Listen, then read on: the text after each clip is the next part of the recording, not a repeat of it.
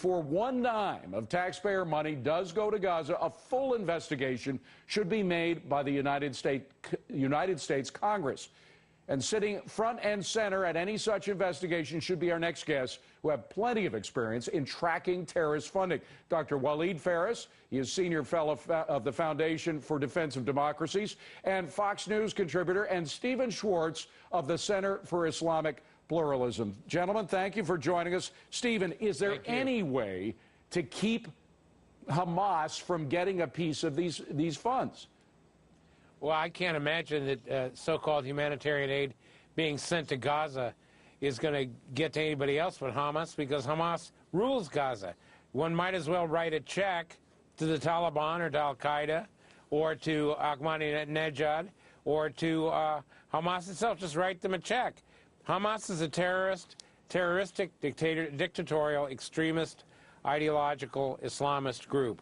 They run a terrorist dictatorship in Hamas. Well, we don't have to prove, we don't even have to prove that point, Stephen, because the State Department agrees with that. The State Department arrests people and sends them to jail for contributing money to Hamas, so we know that. But the administration is assuring us that no, this money is going to be clean. Let me go to Waleed.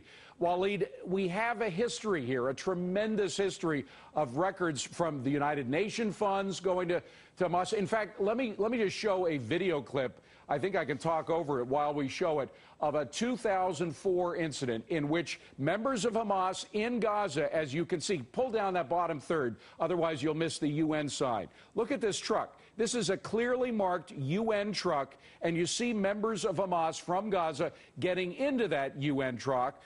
Now, whether they commandeered it against the wishes of the UN or not, we don't know. But the point is, Hamas finds a way of using these funds and resources for themselves. Look, David, the problem here is twofold. Number one, as you said and our guest said, Hamas is legally, with regard to the United States law, a terrorist organization. It has an alliance with another terrorist organization, Hezbollah, with a third terrorist organization, the Pasdaran Revolutionary Guards of Iran. So legally, it's very clear. And by the way, we should mention they're all tied into Iran. Iran, which used to just give money to Hezbollah, now gives money to both. Gives money to both, and basically these are outlets of Iranian strategy. But having said that, Hamas in Gaza controls every aspect of life. Orphanages, schools, madrasas, mosques, even the NGOs. And that's my challenge here. The NGOs that the U.S. administration may think... Non-government organizations. These are the so-called humanitarian organizations, some of which work with these terror groups. Well, many of which, my friend, are formed by the Hamas organization, meaning the board of these NGOs are members of Hamas. So whatever dollars we're going to send to Gaza is going to end up in Hamas's treasury at the end of the day. Stephen, you were in Washington, D.C. Is there any way this is going to go through without a fight? I hope not. It is such an outrageous and really shocking example of President Obama's naive view that everything in the world can be solved by rhetoric, hugs, and throwing money at the worst terrorists in the world.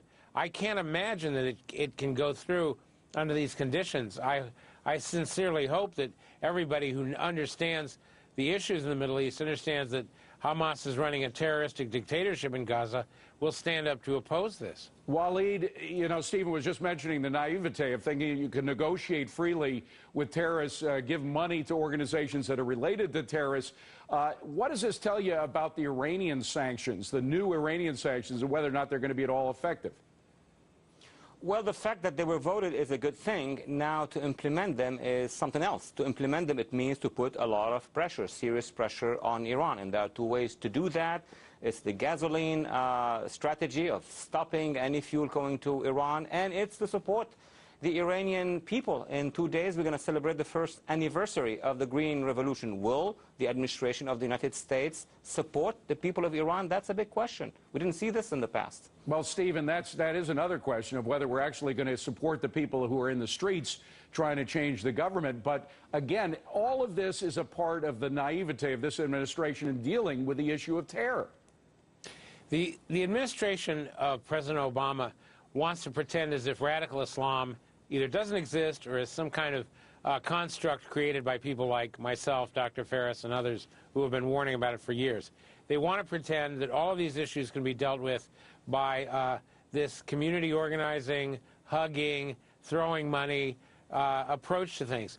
I'm sorry, radical Islam, terrorism in the form of Hamas, Hezbollah, the Iranian dictatorship, none of this can be dealt with in this manner. And it's a tragedy to see the United States in a situation where I don't think we will help the Iranian protesters. I don't think we'll even give verbal help to the Iranian protesters in their valiant fight against the Iranian dictatorship. Well, I certainly hope you're wrong on that front. Stephen Schwartz, Dr. Waleed Phares, thank you very much.